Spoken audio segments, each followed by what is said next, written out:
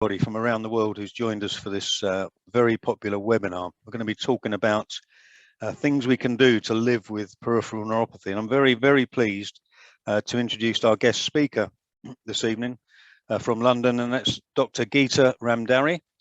And Gita is a consultant allied health professional in neuromuscular diseases at the National Hospital for Neurology and Neurosurgery, UCLH London. And she's also an honorary associate professor at Queen's Square, the Institute of Neurology. Gita, welcome this evening. You're on mute, Gita. That's always the best start to any webinar, no, isn't it, when that's you're good. on mute.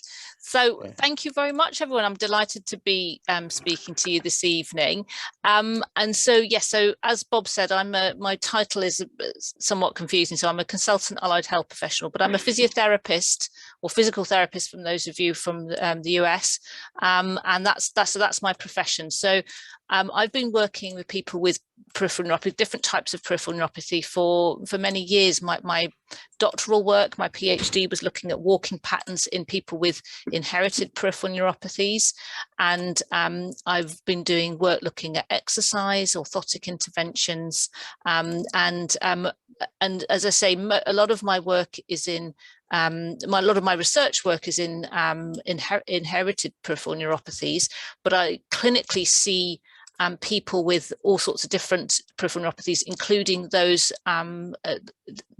which have hematological links like WM and inflammatory neuropathies as well in my practice. So I have this dual role where I see people in clinic. So 3 days a week I'm seeing patients, and then I supervise research, do my own research, give talks, do some teaching as well on peripheral neuropathy as well. So I know that Bob wanted to keep this quite open and discuss things as we go along, but I have got a few slides that might be helpful just to get the ball rolling, if that's all right. Some of the issues that we know that people with peripheral neuropathy have, and these are often common problems no matter what the cause of the peripheral neuropathy. If you have a problem with the nerves that are in the legs and the arms, some of the problems that they cause in terms of walking and balance and hand function. So what I can do is just sort of have a quick whiz through some of the things, the data that we've collected in other types of peripheral neuropathy, which will apply to WM. It's all applicable across, and then some of the strategies that we use when we try and support people with. So I'll start off with, I'll try and share my screen. This is then the next thing, isn't it, where we try and see if the technology works. So I'll share my screen, and then let's see if I can share the slides. Can you see my slides? Yeah, that's great. Yeah, thank you. lovely. So this is a talk I've given to audiences of patients and people living with different types of peripheral neuropathy. So hopefully it will be helpful to you as well with WM. So what I'll talk about is how peripheral neuropathy affects movement. And then we'll talk about things like exercise, because Bob's had some questions, and exercise is coming up quite a lot. We'll think about orthotics and how we can support and how they can help with walking. I haven't talked about walking aids in this presentation, but that might be something that we can touch on as well, specifically if there are questions, and things like fatigue, which is the bits that people don't really talk about so much, but so many people I know who and I see in my clinics who live with peripheral neuropathy find that fatigue, that it's not just that the movement is more tiring, there's a more general fatigue as well. So just to start off, if we think about movement and balance, so this person here's got very good balance, can ski, and in order to balance, there's a few things that we need. We need to have quite a strong and reasonably well aligned skeleton. No funny angles, as it were. We need to have strong muscles to be able to support the different joints in that skeleton. If you think about the joints, it's just a series of hinges throughout the skeleton.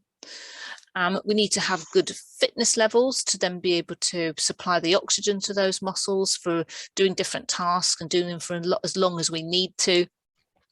But we also need to have good sensation. So for us to be able to balance, we rely on the feedback from different sensory symptoms. So that might be the eyes, so vision tells us where we are in space, if there's any obstacles. Our inner ears are a little bit like two spirit levels deep in the inner ear, and they tell us where we are in relation to gravity. And then we get feedback from the sensory nerves in the feet, the muscles, the joints coming from the arms and the legs. And for balance, it's particularly the feedback for the legs that's important. And so the brain uses that information, then it helps us to make balance responses, and then tells the muscles what changes to make and what reactions to make to stop us from falling or to keep us moving in an efficient way. But the sort of things that can affect our balance is if people have problems with their joints. Pain can be we change our patterns of walking and our posture if we have pain. But I think most commonly what we see in peripheral neuropathy is due to the weakness at the bottom of the ankles and the feet. We see a foot drop. So these little diagrams, these are taken from our motion analysis lab. So we're doing some work where we put little markers on people's legs and on their body. And you can see here from the side, this person walking has a peripheral neuropathy, and you can see the foot drop.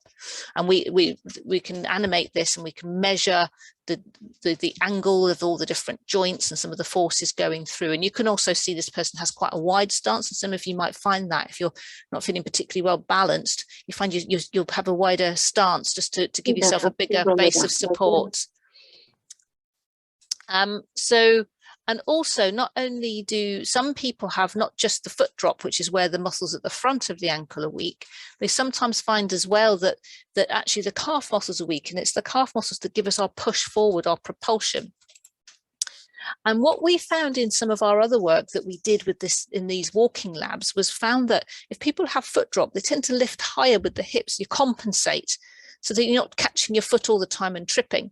And that can be quite physically tiring because you're having to use other muscles and is a bit more energetic. And some of my colleagues around the world have actually measured the energy expenditure when people are walking and found that it's a bit higher.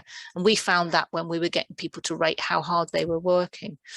And that means it slows people down. And because it's harder, it's more effort to walk, then you can't walk as far. And we did a study a few years ago where we got people walking on a treadmill. But we had people in harnesses because treadmills are quite challenging, as those of you with peripheral neuropathy will know. And we measured the strength of the muscles at the front of the hip flexor, and also the calf muscles. And so we had people with a type of peripheral neuropathy, and we also got people who didn't, were about the same age and gender, got them to walk.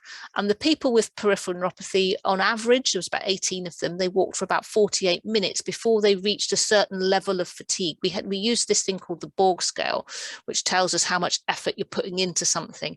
And so level 17 on the Borg scale is when people feel like they're working very hard. And we got people without peripheral neuropathy to walk for the same time. Well, just under, it's just under because there are slightly fewer people, and their rating of effort was a lot less. And we also found that the hip muscles got 20% weaker with fatigue. They fatigued a lot quicker. And then if we think about balance and falls, so we surveyed people with a type of peripheral neuropathy a few years ago. About 200 people responded, and we wanted to know, how many falls events people that had. And what we found that when we asked people that, over a third, nearly a quarter, nearly 3/4 of people, it was about 40% in all, fell at least once a month. That's more frequent than if you didn't have the neuropathy. For people who don't have neuropathy, might fall once a year to every 2 years, depending on age, of course. And when we looked at that, did it relate to age? Were these the older people? They weren't. It wasn't actually down to that. It was actually through having the neuropathy. And what we found, which was really interesting, I was talking to some patients of mine today about this in clinic, is that a lot of people are concerned about falling outdoors for obvious reasons. You feel stranded, you're very vulnerable, it's hard surfaces, etc. There's traffic, and about 28% of falls happen there. But actually, the most falls happened indoors. And actually, a gentleman I was seeing today said to me, "Well, I have ankle braces, they're a rubber bit, so I take them off when I'm at home, but that's when I'm more likely to trip. And so I think people kick off supportive footwear and kick off ankle braces, and perhaps we relax a little bit more when we're at home. And some people find, not everybody, but some people find that the hands can be weakened with a peripheral neuropathy. And so that means that hand function, so dexterity and fiddly things can be affected by if there's weakness, but also if the sensation, if the finger's a little bit numb. But also the muscles that are affected can get more tired as well. Some people get crampy hands when they're doing a lot. And certainly I see that people then have to try and grip in different ways. But actually, colleagues that have looked at hand dexterity in peripheral neuropathy have found that actually that's more determined by how weak the hands are rather than sensational fatigability. So as I say, fiddly fine tasks, and that can then impact on day-to-day activities, which can, particularly if it's things like work or typing or anything like that, can affect people's quality of life.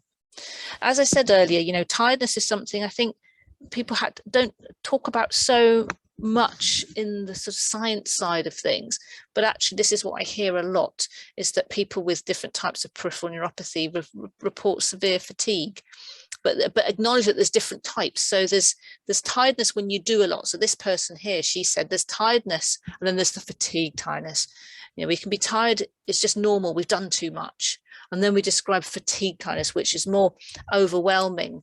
So this is what people describe. It's like an overwhelming tidal wave. It's approaching. It's absolutely overwhelming. I just have to sit down. And that's the sort of description we hear in other neurological conditions as well, like MS and Parkinson's disease. It's that sort of very dragging, overwhelming sensation. It's like my body's letting me down. It's packing up. Everything's heavy. And some of our colleagues have looked at this, and it might be linked to physical activity. People who are more physically active tend to have a bit less fatigue in our experience. So that's something to think about in terms of, if you are experiencing a lot of fatigue, what strategies could you use to manage it? And we're very interested as well in fitness levels, and we've done some studies here looking at fitness levels, and we've published them. And so we also wanted to look at people's day-to-day activity. So I think this was quite an old study, because now you've got the nice little neat Fitbits and it's in your phone and everything. But back then we had to put these activity monitors on people's arms to track movement over 7 days. And what we found with this particular type of peripheral neuropathy, you know, does anybody know how many steps per day are we supposed to do to be healthy? What do we hear from the government and from the health officers? Does anybody know? 10,000. 10,000. That's right. Yeah, that's the recommendation. So our people without neuropathy who we matched to, they were doing about 11,500. They were doing quite well. It's probably because when they were wearing it, they probably did a bit more. I think they were probably a little bit biased with that. But we found that people with peripheral neuropathy on average did about 6,500 as a group. Some people did more. Some people did a lot less. And the consequences of that were quite interesting, because we were also looked at people who did, you know, moderate activity over 7 days, or vigorous active people who went to the gym or whatever.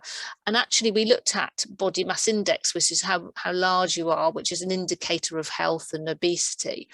And we found that actually it wasn't people who, you know, how much time people spent in the gym or anything like that. It was actually how much time people spent sitting.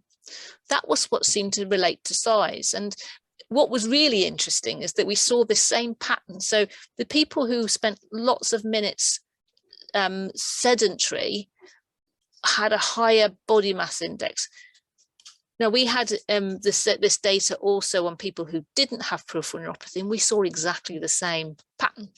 So sitting is not good for us, and of course it's harder to move around and to walk and go to the gym when you have a peripheral neuropathy. But I think what this tells us is actually just stopping sitting or just breaking up those sedentary periods could be helpful.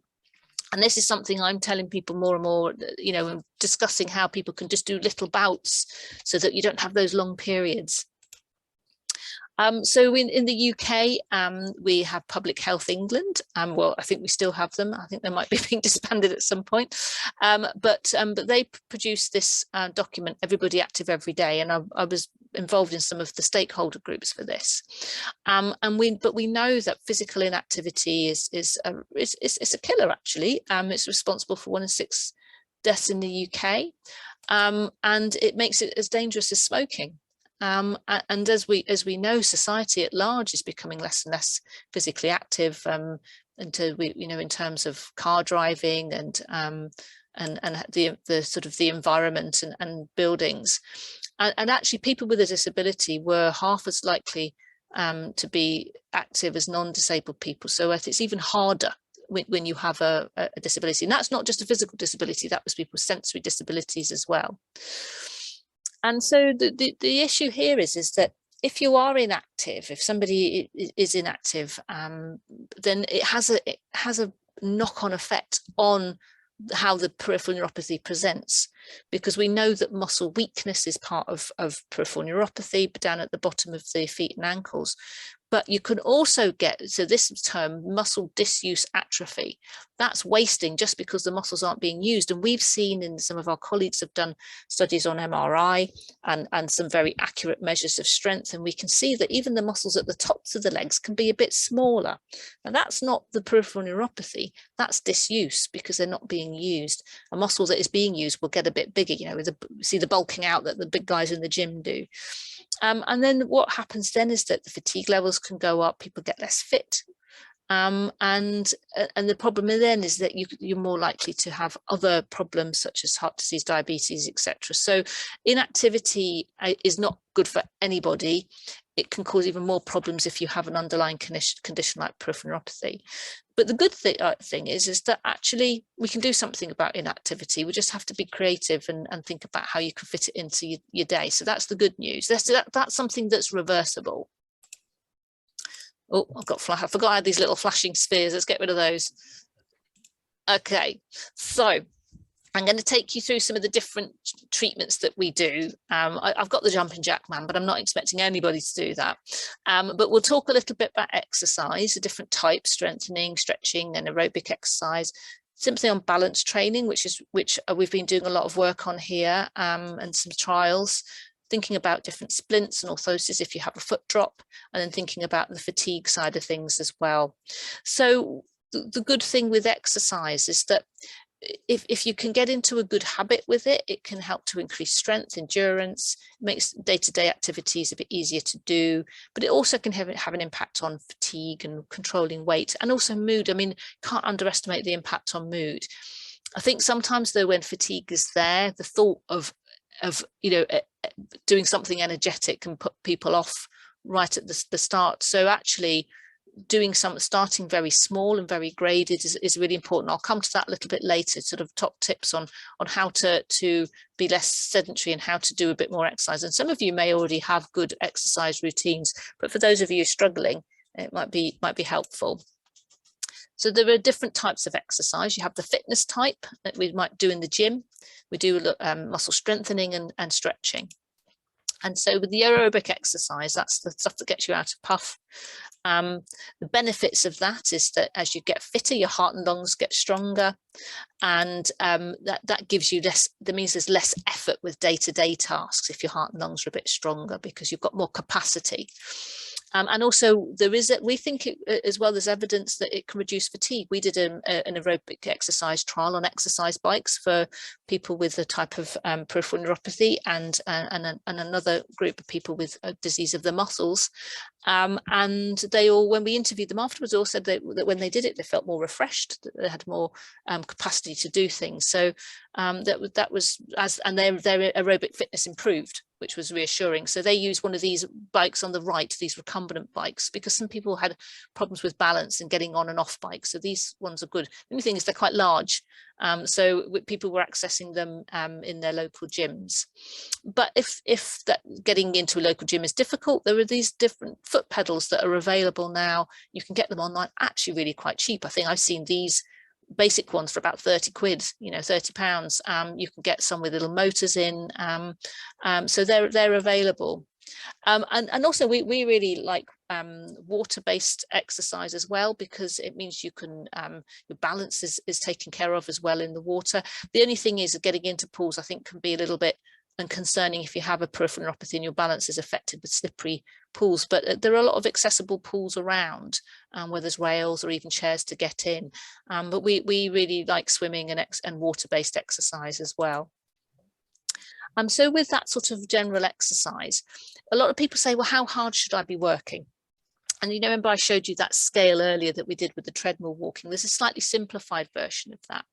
So if when you're on a bike or you know, perhaps going for a walk, reflect on how you're feeling, about what effort you're putting in, and to get an effect of the on the heart and lungs, that aerobic training effect, should be going at about 5 to 6 out of 10 of effort. So definitely not 10 out of 10, because that's just too much. You'll be sore. It'll just be, you just won't want to continue because it's too unpleasant. But 5 to 6, that's when you're slightly out of puff, perhaps a little bit flush. You might be able to feel your heart rate's gone up, but you can still hold the conversation. So we're not talking too intense here. So that's what we recommend, and we definitely recommend, particularly when you're starting out, you don't exercise to exhaustion. Taking it step by step, graded, is the key. You know, I've even talking to a lot of people now, because a lot of people have been struggling with COVID, of course, because people who had strategies to keep exercising in the gym and that sort of thing, and then all the gyms closed and swimming pools closed. People are working from home. And actually, I haven't put it on here, but I've been listening more recently to some information about actually little bursts of this sort of exercise, even just holding on to something stable and walking on the spot for 2 or 3 minutes, brings the heart rate up. And then actually, if you did that 3 or 4 times through the day, because you're having to kickstart the heart and lungs each time, you actually get quite a good training effect from that. So it doesn't have to be, you know, sort of 20-30 minutes. But I think avoiding hitting it too hard if you're new to exercise. If you're really a long time exerciser and you're used to working at that level, then that is fine. But if you're new to it, then take it very slowly and maybe think about doing it in bite-sized chunks. Now, when you start a new exercise, and I'm sure many of you have experienced this, is that you can get that muscle soreness. I know if I've not had a jog for a while and then I jog, and then I'll have a couple of days where I'm feeling a bit sore. Now that's normal. That's a normal sensation for doing something new. And actually it's quite a good sign, because it shows that your muscles are remodeling to that new effort and the new forces you're putting through the muscles. The only thing is that when it happens, you can be just slightly weaker for that time, just a little bit. So you might just feel a little bit more wobbly in the legs or whatever, but it goes away after 48 hours. And what we know is that if you keep doing the exercise, you keep at it, you know, every other day or whenever, that goes quite quickly. Usually by the 2nd or 3rd session, it's gone, and it doesn't happen so much. And this is the pacing I was talking about. So taking it in little chunks, starting very small and grading it. So we talk a lot about pacing with fatigue as well. So just listen to what your body's telling you. If you need to stop after a few minutes, that's fine. Just try and push a bit further forward next time. And it's when you have muscles that might be fatigable, it's a different message to people who don't have a peripheral neuropathy, where they can really push themselves. You have to pace it.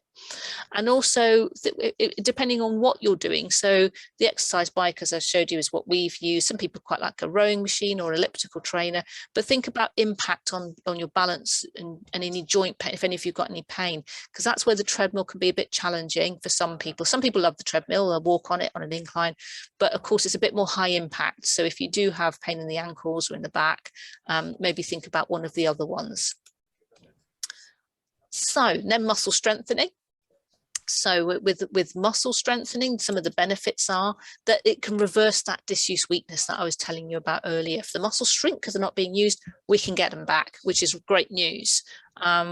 So any weakness that is primarily because of the peripheral neuropathy, where you have the wasting, we can't get that back. But anything that's just because of if you've been a bit inactive, you can get that back. And then we'd advise you to, because it'll mean then you can move a bit more efficiently, because it can, if you're stronger in the muscles that are compensating, that reduces your overall effort and fatigue.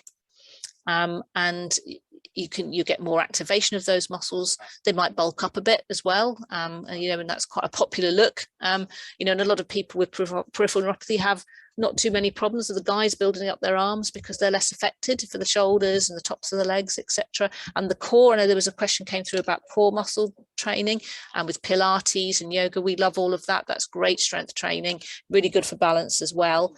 And of course, because the trunk muscles are not affected in peripheral neuropathy so much, unless it's a very severe case, then there's potential to be able to strengthen them as well.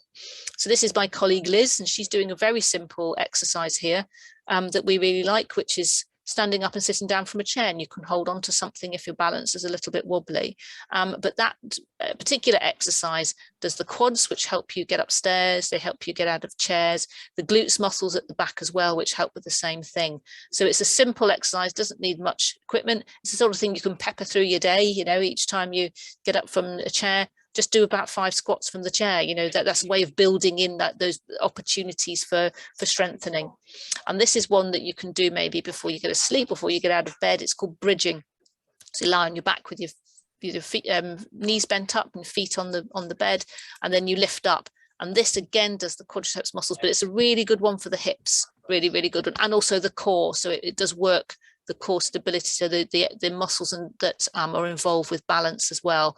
And this sort of movement is done quite a lot in Pilates as well, if any of you do Pilates. And with strength, it really is, you know, if you don't use it, you lose it. It's that disuse weakness that I was talking about. So when you're coming up with strengthening, if you're not sure about whether or not particularly if you've got any joint pain, if you're not sure, try and get some advice from a physio or a PT. And you know, I know there were some questions about that, which maybe we'll come to in the discussion later.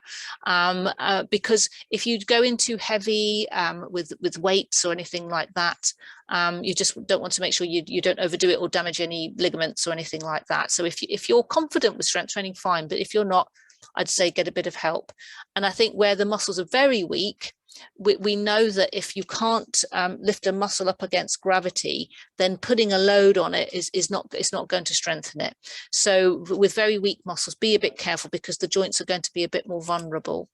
And we usually recommend, particularly for people who are new to strength training, doing sort of low to moderate weight training. So we use like the ankle weights quite a lot, you know, maybe a half a kilo or a kilo to start people off, doing some maybe, you know, or even the exercise bands. I always keep a bit of band in my drawer for my video clinic. So this sort of stuff you can get off the internet. You can be doing some exercises with that as well. And if you look online, there's lots of little programs on YouTube and that sort of thing. And again, use that effort guide, the 5 to 6 out of 10 for effort. So don't push too hard, but you need to be feeling it a little bit to be able to benefit from it. And I think when you're progressing it, as you get used to it, start off, particularly if you're new to it, rather than piling on the load through the weights, increase the repetition more. Oh, I think oh no, there was a bit that disappeared. Oh, it's gone again. It's about the muscle soreness. Same advice for the muscle soreness. So I see there's a hand. Do you want me to answer that question first before I continue, Bob? No, you keep going. Keep going. And I'll take the questions at the end. Okay, lovely. So stretching is an important one as well, because what we know, particularly around the foot and ankle, is that if you do have a foot drop, then you can get a bit tight in the Achilles tendon at the back and the calf, because the foot is always down. It's not being, the ankle isn't, I've got a foot here, actually, I'll show you. Because the foot is dropped, it means that the ankle isn't being lifted. So you don't naturally stretch the calf and the Achilles tendon just through normal walking, because when we walk, we actually sort of stretch that tendon quite a lot. So sometimes just incorporating a few stretches of the calf can be quite useful. And again, it's the sort of thing just to sort of fit into your day somewhere, maybe when you're at the sink, you know, after you've done a bit of washing up, or if once you've brushed your teeth, you hold on to the bathroom sink. And because if you do get a bit of shortening in the muscle, you can stretch it back out again in the muscle. It's a bit harder with if the tendons get very tight. But this is 2 ways. So this first one shows you how to stretch the calf muscle itself. So with a straight knee, and you see that you've got the bend in the ankle, holding on for balance, and that stretches the calf muscle. Then to stretch the Achilles tendon, you bring the foot in, and that's the tendon there being stretched, and some of the deeper muscles. And with stretches, you need to hold them for about about 20 to 30 seconds for them to be effective. That's what the research shows us. And this is one, some people find that because, you know, those hips are working hard that I showed you earlier, they can get tight in the hips or sometimes a bit sore in the hips. So this is quite a nice one. If you dangle your leg off the end of the bed or off the side of the sofa and pull the other leg up and then let gravity do its work, it will stretch the front of the hip there. And that's quite important for preventing any sort of tightness and deformity around the ankle in particular. And it can help if you get a lot of back pain, actually, because sometimes people with back pain are actually very tight in the front of the hip. So stretching that can help as well. And also, you know, that also can help reduce effort, because if your muscles are working in good ranges rather than shortened ranges. So how do you stretch? So there's different ways of stretching. So passively means that you're letting gravity do it, or somebody might be pulling your leg to do it. So it's not your muscles doing it, it's something external. Orthotics can stretch as well, but particularly if any of you wear any foot drop splints, that can help by not keeping the calf in that shortened position. It puts a slight stretch on as well. Or active stretches where you use the other muscle to help with the stretching. So if I was getting tight in my biceps, for example, if I kept activating the triceps at the back, it would help to, that's called an active stretch, because I'm using the muscle activation to help that muscle to relax. And some of you might quite like, if you're particularly tight, a bit of soft tissue massage. Sports therapists can do this quite nicely. Some of the physiotherapists could maybe show you how to do it yourself, or get a family member to do it. So with stretching, it's identifying the muscle which needs stretching, and it might be that you need another pair of eyes for that, maybe from a physio. And then, as I was saying, holding for 30 seconds. I tend to say 30 seconds because everybody counts too quickly. It's actually 20 seconds, but yeah, everybody goes far too quickly. So if you stretch daily and and it takes a minute, you know, if you stretch either side, 1 minute, there you go, that's pretty good, and it can actually be really beneficial, and it shouldn't be painful. You should feel the stretch because the tissues are tight, but if it becomes painful and then when you stop stretching it stays painful, you might tweak something, so just be aware of that. But if you have reduced feeling, or you've got tightness in your ankles, just be a bit careful, and this is where the physios can guide you, so that you're not overstretching or putting any strain on any of the joints. Of course, this is the big one when it comes to exercise, how to stay motivated. And we all have this, I have this as well. And so these are my sort of top tips, really. And the gym isn't, I have to say, hand in the air, personally, I'm not a big gym goer. I like to do my exercise and others, but some of my friends and colleagues love the gym, but it's not for everybody. And I think finding something fun, this was one of the societies for one of the other peripheral neuropathy societies back when we could all meet up, COVID. And so things like Zumba, and you can have chair Zumba, aqua, anything with music, a lot of people find quite motivating and quite enjoyable. But also doing things like, there's disability golf, there's lots of different disabled sports. Oh, I think somebody needs to mute. So there's lots of organisations around where you can still participate in sport and activity, even if you have a disability, and don't underestimate the convenience. So, you know, having that exercise bike in the garage can be, you know, if you have space, it means that you don't have to go too far to get on it. Don't start too hard. I think I mentioned that earlier as well, because if you get really sore and it's really achy, it's going to put you off. So be gentle with your start and build up gradually. And I think a really important one is find a buddy. Exercise buddies. You hold each other to account then, and I think that's when I've always done better, is like, come on, let's go and have a run. Oh, do I have to? And then you go out because or you meet somebody somewhere for a class or something like that. I think that can be really motivating. And actually, even through COVID, what was great here is that one of my colleagues, she teaches Pilates. And so what she did was say, right, you guys log into this Zoom link at 8 o'clock tonight. We're all doing some Pilates from home. And it was great. And it kept us doing things. And also set some goals, you know. It might be that one of the things you want to do is to get into something like, say, golf, or for me, it might be to raise some money for a charity, maybe for the WM charity, or you know, I see a lot of people here with muscular dystrophy, so sometimes I'll do a sponsored run for the muscular dystrophy charity. So that if you set a goal, and particularly if you're raising money, you've got to do it. You've got to train for it. But again, you thinking about the non-exercise activity, I think this is really important. This goes back to that message about being sedentary. So just getting up and about, breaking up those long periods of sitting, we know can be helpful. You've seen the graph now, you've seen the data, and that little and often principle, as I said, I'm using that more and more now because people have been so fatigable, and fitting things around long work days, working from home, and find things that generally get you moving. So it might be, so I'm married to a head gardener. So what do we do all summer? He has me double digging and things like that, and it's great exercise. So so you know, that sort of thing is really counts towards your activity, and you're working out without even realizing it. Now, I will mention balance, because this is something we've been doing some work on. I have a PhD student working with me who's been done a trial of this, and we want him to expand this out actually to other types of neuropathy. So as I was saying earlier, balance is about the muscles being able to make the right adjustments, but also about the sensation. And if you're not quite getting the right feedback from the skin receptors, or from the soles of the feet, or from the joints or the muscles, then balance is an issue. And so, but what we now have got some early data that shows that if you train it in a certain way, you can get some improvements. And we saw in our lab some improvements in how steady people were when they were standing after they'd done some of this types of training. And we combined it with strengthening actually. So the strength training for the tops of the legs and the hips, and the Pilates type exercises, plus this sort of balance training.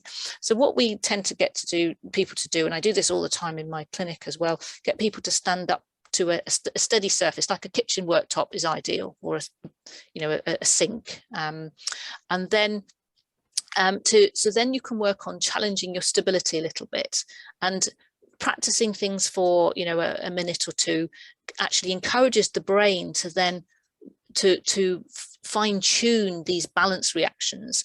And actually, if you have got reduced sensation in your feet and ankles, we think you might be able to then your brain might be able to then use the sensation higher up around the knees, maybe, or maybe those inner ears that we were talking about. And we want to look at this in more detail actually in the labs to see actually what does change. But something changes from the work we've done. So it might be that if you standing with your feet together and just practicing staying steady, but having your hands near that steady surface. So if you feel wobbly, you can put your hands down. Yeah, so you're not putting yourself at risk.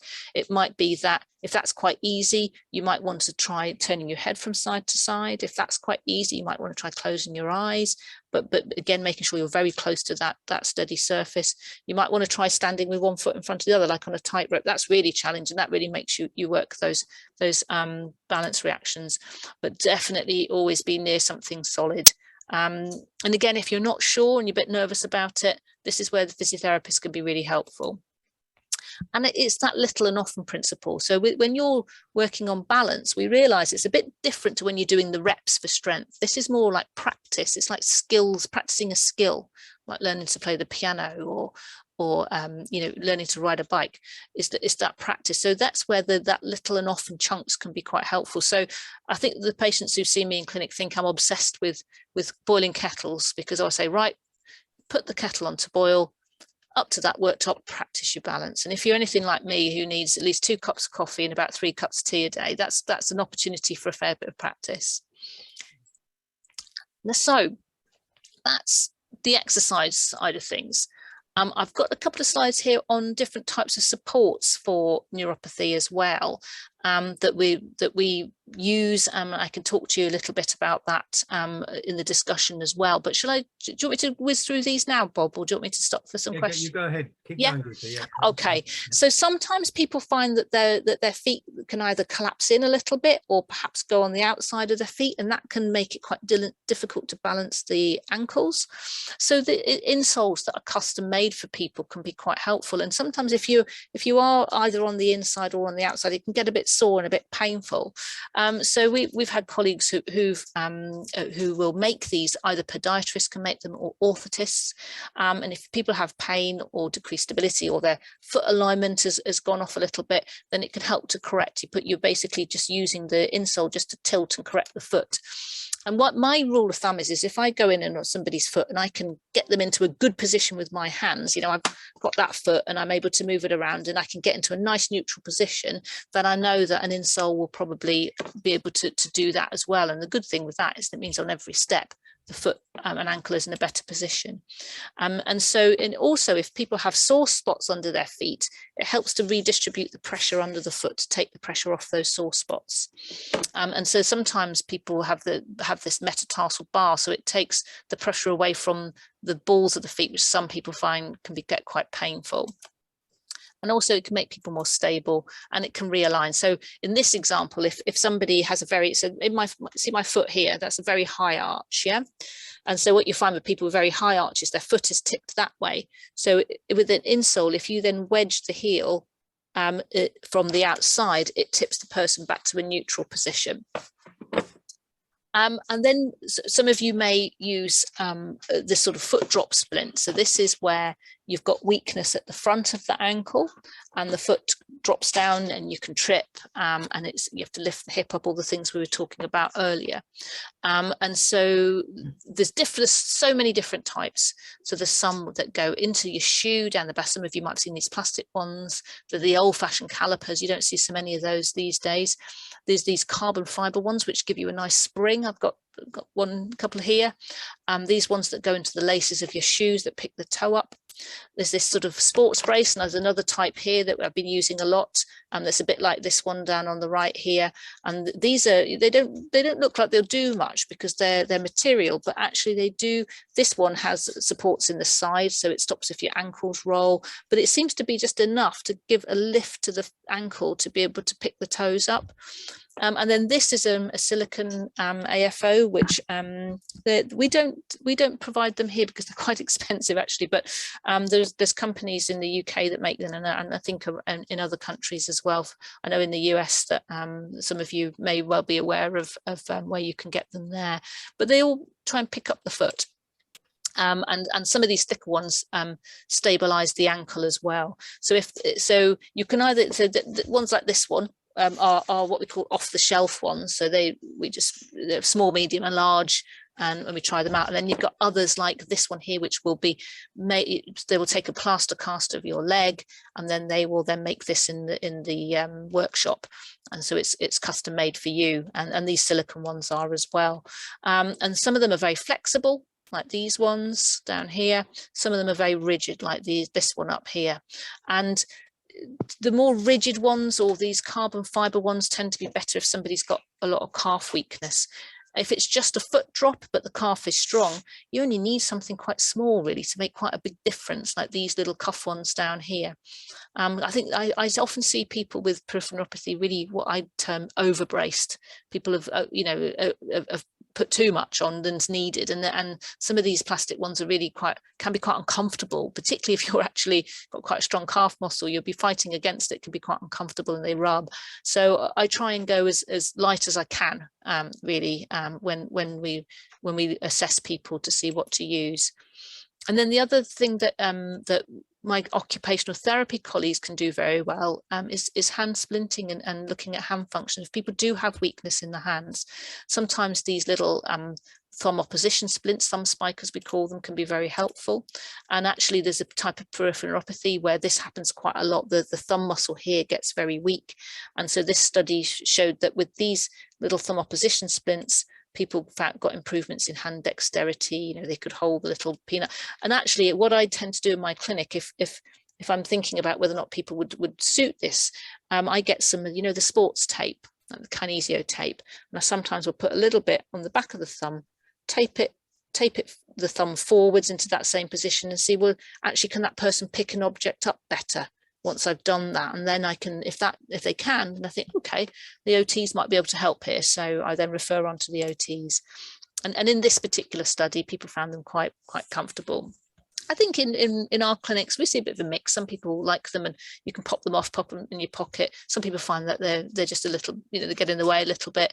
But it's all down to personal preference, I think, and how much they help you. So with orthotics, I would really recommend that actually you do it through an experienced physiotherapist, an orthotist, or a podiatrist, because there's so many things out there that you need somebody to be able to give you some good advice and actually be able to watch your walking, look at your balance, and make a detailed assessment of your muscle strength, your foot alignment, and see what would help. And a really good colleague, these are all allied health professionals, physios, orthotists, and podiatrists, a really good HP. They'll give you a device that's best matched to your, what we call your mechanical needs, which is the biomechanics of the movement, what lift you need, but also what's acceptable to you, because some of these, something like this or something like this, some people don't like the look of them, or they might be painful, or it means you can't get footwear for them. So it's often a bit of a compromise. We can tell you what might work, we think would mechanically work best, but then let's see what we can then rustle up for you that you will that you'll be able to wear. And what I would say is, if you are given something, never ever accept a device that rubs your skin or gives you pain, especially if you have a peripheral neuropathy, because you might not feel that friction in time. What we don't want is ulcers, we don't want blisters, we don't want anything like that. So if you're given a custom-made orthotic, or even an off-the-shelf one, and it's rubbing you, you go back to the clinic, you go back to the physio, you go back to them until you get it right. But do try them out and give them feedback, because actually we always learn a lot from the feedback, and get them adjusted properly for sure. I'll just quickly mention fatigue management, just very briefly, I'm almost done. But as I mentioned, fatigue, it can be a real issue for people with peripheral neuropathy. And now with exercise, as I mentioned earlier, there's some evidence that some of that aerobic training can help reduce fatigue, and certainly strengthening your muscles will make them less fatigable. And our occupational therapy colleagues, again, brilliant at this. They do fatigue management. They've got very expert at it. This is not your social services OTs, but your rehabilitation OTs, particularly those who work in neurology, because they've got very good at this for people with multiple sclerosis. And that's a quite common condition, and fatigue is a big problem for people with MS. So and you can use the same strategies. It doesn't matter if what your diagnosis. If you have that sort of fatigue, then the same strategies can be helpful. So our OT colleagues are brilliant at this. They'll talk to you about energy management, about pacing, what devices can take some of the energy out of things, just strategies to be able to plan for things, and they'll do some occupational assessments and help make adjustments as well to help with that management. And also they'll look at things like sleep disturbance, sleep hygiene, because never underestimate how much that can impact as well. So my take-home messages is yeah, definitely let's not sit too long. We all sit too long these days. Breaking up that those long periods of inactivity, getting active, doing something you enjoy, and if you're not sure, get advice. There we go. I will stop sharing now. Thank you. I will try and oh no, you're going to stop sharing. Oh, excellent, good. Thank you so much, Gita. That was a brilliant presentation. Thanks for that. There are quite a number of questions, but before I go to Stephen, who's had his hand up for quite a while, I think your message, the thing I wrote down here just now was, and I don't want to be disrespectful to anybody, but by and large, we're an aging population, us WMers. So I'm 67, and some of our people are older than me.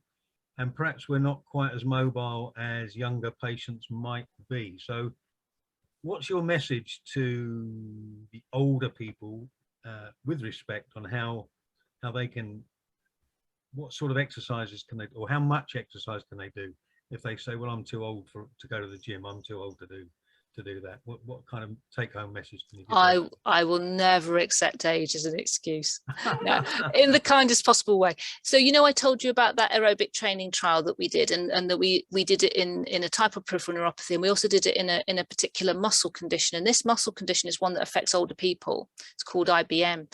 And so we had people, you know, from, I think the average age was about 66. So we had people from about 55 up to about 78 doing that study, and everybody went to the gym 3 times a week, and by the end of the 12 weeks on the exercise bike, everybody was doing 30 minutes at 80% of their maximum heart rate, and got fantastic improvement. They improved the best, actually. And I think it's probably because what you said, Bob. I think as we get older, we can slip into being more sedentary.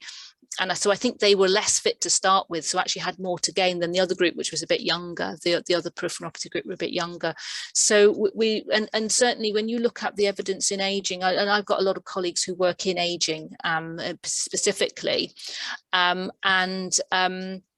we know that if people start to get weaker in their thigh muscles, that can link to falls, but actually there's lots of intervention studies where people have been strengthened, they've done balance training and aerobic training, and can improve all of those things. Of course, it is a bit more difficult when you've got a disability as well, if you've got problems with your walking. But I would say, you know, the things I was saying about convenience, so if there's things at home you can do, but you know, certainly, you know, I've got my my little cupboard here, I can hold on to that and do a few squats. That's something that you can be doing through the day. In fact, when I work from home on a Monday, because that's my admin day, and I know I could sit for 12 hours quite easily. So that's my thing. Every time I go for a cup of tea, hold on to the side, do some squats, or I might do some jumps or something like that, just to break it up. And I think that's probably within the reach of most of us. Those chair stick to stands I was showing you as well, that my colleague Liz was doing in the photograph. So it doesn't have to be going out and thrashing out in the gym for 45 minutes. It can be doing little bits through the day. And I think that's probably more doable for a lot of people who might be struggling to get out to places to exercise. And as I say, through COVID, this has been what we've been talking a lot in some of our video sessions to our patients. And in fact, one of my patients, I said to her, you know, you'll take little exercise snacks, and she said, well, why don't you just call it snackercise? I was like, brilliant. So I need to nab that phrase quickly, don't I, before somebody else does. Snackercise. Thank you. I know we're running short of time here, Gita, so I want to take Stephen Fraser's question, please. Stephen, if you want to ask that.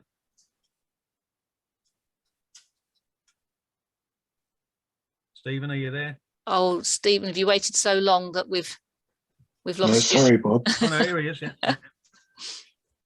Yeah, go on, Stephen. Go ahead, Stephen. Oh, okay. While we're waiting for Stephen, now go ahead then. No, thanks for the presentation. Very, very well presented, and lots of knowledge there. I'm particularly interested in, I have feet neuropathy, and I was wondering, there's a trend to go, rather than using orthotics, back to sort of removing shoes and trying to use your natural feet on surfaces. Have you any comments on that? Is that a way to go? In other words, very flat, thin shoes without any support. I know some people who have a loss of sensation sometimes find that gives them more feedback. Funny enough, somebody in the clinic today said to me, I much prefer being barefoot because I can feel the floor better. But that's where sometimes the contoured insoles can help, because they can give you a bit more feedback up to the sole of your feet as well. But yeah, I've actually been, for one particular girl I see who has quite a very rare type of neuropathy, then she's got hardly any sensation. She needs very, very thin shoes, but they're a bit flimsy. So we're trying to find her super thin soles, but on shoes that are a little bit more sturdy. Okay, Stephen, thanks for that. And Claire has asked, is there any relationship between peripheral neuropathy and essential tremor? Not essential tremor so much, but we do sometimes see in some types of neuropathy a tendency for a little bit of a hand tremor in some types. Not necessarily. It depends on what the actual tremor is. And if tremor becomes troublesome and you're not sure what's causing it, then there are neurologists who specialize in this. So it can be worth getting a referral if it is becoming troublesome. Thank you. A question I had earlier in the week. A lot of us know about peripheral neuropathy in hands and feet, in those extremities, but a couple of people have written to me about peripheral neuropathy kind of in their backs and chests or around that torso. Is that something that you come across, and is there anything we can do about that? We don't tend to see that unless it's extremely severe. So if you're up and about and walking, it is unlikely to be the peripheral neuropathy. It might be, if it's pain, it's more likely to be spinal pain. It depends what the symptom is. So we don't expect to see that. I mean, it's quite it's quite common, particularly because we are more sedentary, that we get a bit weaker around our spines and our core muscles around the abdominals and the back. And this is where, I was talking about Pilates and yoga, and that sort of exercise is very helpful for that. So certainly keeping that strong is really important, but it's often secondary weakness rather than primarily down to the peripheral neuropathy. Okay, that tends to be the extremities. We have very occasionally we see people where it does affect higher up, but they're the people who'll be completely wheelchair bound and may have problems with their breathing as well. So it's unlikely to be, the average person with a particularly your type of peripheral neuropathy. You've spoken about the physiotherapist, but there is somebody like yourself who's a neurophysiotherapist. Does it matter who we see? Because some of us, we're not all in London where you work. Some of us are in the middle of nowhere where there might not be a neurophysiotherapist. Can we rely on a physiotherapist? There should be neurological physiotherapists everywhere. So we have a society called ACPIN, Association of Physiotherapists in Neurology in the UK, and there are similar neurological networks in other countries as well. In fact, there's an international one.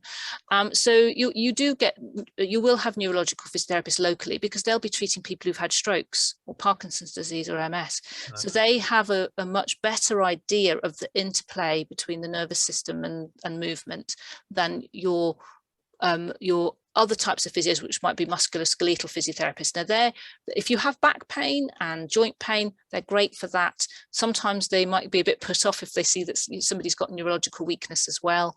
But what I would say for those of you who do have a lot of problems with sensation, we heard the question earlier about sensation in the feet, is that if you do see a neurological physiotherapist, make sure you really highlight that as well. What I find is that a lot of neurophysios don't always take on board the sensory side to balance, just because they're not used to seeing as many people with peripheral neuropathy. As soon as you highlight that, then they know what to do. So it's just making sure that they will probably never have heard of they may unlikely to have heard your condition. So give them the information that you're getting from this support group, and they have the skills to do it. Once they have an idea what it is, they can run with it. Thank you, Gita. I'm glad you said that Pilates is good, because first of all, brilliant. But more importantly, we have a WM patient, a lady in the Midlands, Claudine, who is a Pilates teacher, and the reason she's not here right now is because she's teaching Pilates right now. So we might have to sign her up. And James of Altman, you've asked, will this be available to watch again? Yes, it will, James. It will be on the WMUK website. It will probably go on there on Monday when my colleague gets back from a long weekend. So look out for that on www.wmuk.org.uk. Gita, we've taken, sorry, go on. Gita. I was just going to say, on the Pilates note as well, we have one of my colleagues, she was a Pilates instructor and a neuromuscular physio, and they produced some videos for Pilates for people with neuromuscular conditions, which peripheral neuropathy comes under. So they're on YouTube, and there's some, I noticed we've got somebody, Anne, who does chair yoga, I can see here. Hi, Anne. And actually, some of the ones in this are in the chair. So there are just ideas for exercises as well in the chair, but some of them are on the floor, if you can get on and off the floor easily, and some of them are in standing. So I can put that in. You've got the offer from Anne there as well, and you've got Claudine. So, we can give you different options to try and see what works for you. Brilliant. Anne, thank you for posting that. Can everybody see that Anne has put on the chat line? Anne, I'll contact you after this. Perhaps tomorrow I'll send you an email and we'll sort something out. Gita, I'm conscious we've taken up an hour and 5 minutes of your time. That's You're fine. still at work. That's quite normal. Okay.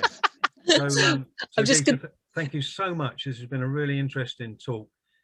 This has been one of our